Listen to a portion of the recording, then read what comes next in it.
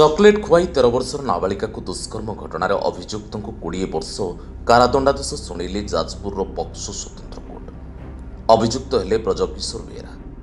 2022 मसीहा कुआखिया थाना अंचल जनैक नाबालिका को प्रेम जाल स्कूल चॉकलेट दे गोकर्णेश्वर बुलवाक कही भुवनेश्वर रेल स्टेशन तमिलनाडु नहीं जड़े बंधु घरे बारंबार दुष्कर्म करते कुआखिया थाना से पीड़िता मां अभियोग करते।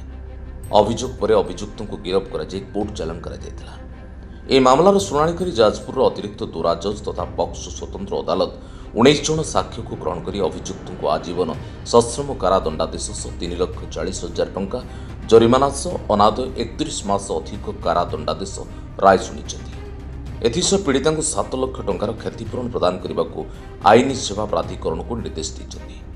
मानवर पक्सो विचारपति अभिजित पले यह राय प्रकाश करथिबा बेले यह मामला को सरकारी वकील राजीव महांती परिचालना करथिले।